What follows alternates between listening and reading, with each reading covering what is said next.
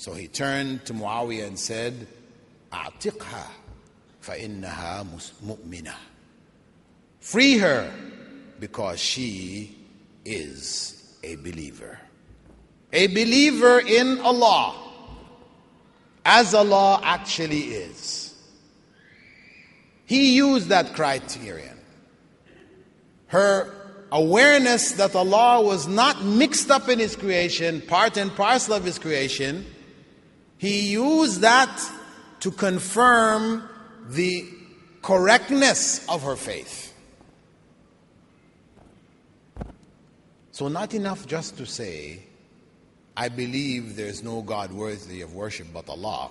But we have to be clear on who is Allah. So, that means the da'wah of people like Harun Yahya, whose books are very popular today. He has put together tomes of books, mostly about evolution and issues concerning evolution, and he's spread out into other areas now too. But his subtle da'wah, which may not be so subtle, he's actually put out a book called The Illusion of Matter, where he says, nothing is real. Nothing we see around us is real. And he will go into certain scientific arguments. Yes, scientific argument. You see this table? It appears to you to be solid. But if you go down to the molecular level, the molecules are all bouncing around. So if you were to actually look at this table on the molecular level, it is not solid. It only appears solid to you. And even the color, it appears black to you, but it's not really black. Like the sea that looks blue, but when you take the water out, you find it's clear. Illusion. Matter is an illusion. Nothing exists besides Allah. The only reality is Allah.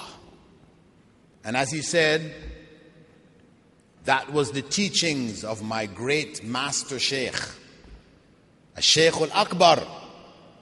Who was that? Ibn Arabi. He writes about Ibn Arabi. Ibn Arabi, who said everything is Allah and Allah is everything. An idea which is called Wahdatul Wujud, or in English terms, monism. Who said, there's no need to pray to Allah outside of yourself. He's in me and He's in you. You can pray to yourself.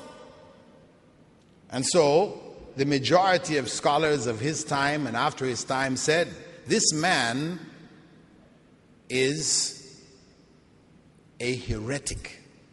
He is a heretic. He has left Islam. Those statements are statements of disbelief.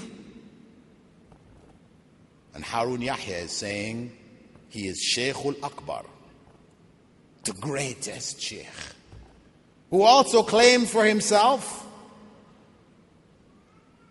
to be Khatamul Awliya, the seal of the sainthood, which he said is higher than the seal of the prophethood. This man's statements, if one gathers them, it leaves no doubt that he had apostated from Islam with these statements. But this is Harun Yahya's Shaykh al-Akbar. So, and of course what the Shaykh Harun Yahya says in some of his books, in the appendix at the back. And as for those people who believe that Allah is above the heavens, fools that they are, know that Allah is everywhere. The slave girl said, He's above the heavens. And the Prophet ﷺ affirmed what she said. So when we say and make fun of those who say Allah is above the heavens, then we're actually making fun of the Messenger of Allah. So then what happens? For those people who have this narration, authentic narration in Sahih Muslim, what do they then do? Go back to the mind. We're following Qur'an and Sunnah, but according to how my mind perceives it. In my mind, to say that Allah is above the heavens is ludicrous. Because if you stand on the North Pole, above the heavens is this way. If you stand, you're standing like this. If you stand on the South Pole, then Allah is this way. If you stand on the east, He's that way. If you stand on the west, He's that way. So where is He?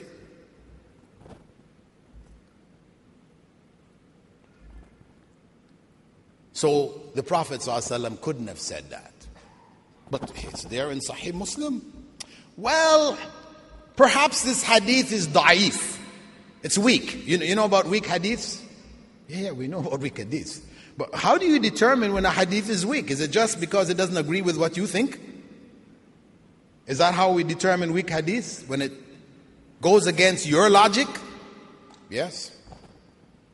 That's clear evidence. If it goes against my logic, it's got to be weak. So, I've seen articles written attacking this hadith in order to defend the false principle that Allah is everywhere and in everything. And everything is Allah and Allah is everything. So when we say that the message which Prophet Muhammad ﷺ brought was La ilaha illallah, we have to understand that message in all of its aspects. We have to understand fundamentally how people create gods in their lives so we can cancel them. Then we have to understand correctly who is Allah so that we can actually worship Him. And after that, we have to accept that message sincerely. Not just lip service where we say La ilaha illallah. And some people take that lip service to the dead. A person is dead and their corpse is being taken away to be buried. And people are running along beside the corpse saying, say La ilaha illallah, say La ilaha illallah, say La ilaha illallah. Prophet Muhammad ﷺ, he did say, laqinu mawtakum La ilaha illallah. If you translate it literally, it says, tell your dead to say La ilaha illallah. However, that is not what the Sahaba understood from that statement. And they were the best to understand Arabic. When it said mawtakum, which literally means you are dead, it meant those who are dying. So those who are dying, they would be reminded to try to make their last words before leaving this world, La ilaha illallah. There is no God worthy of worship but Allah. But once you're dead, you can't hear people telling you, say La ilaha illallah, and you can't respond. You can neither hear what they're saying, nor can you respond to what they're saying. So that's nonsense. That's nonsense. So it's not about just saying La ilaha illallah. It's about accepting La ilaha illallah in our hearts.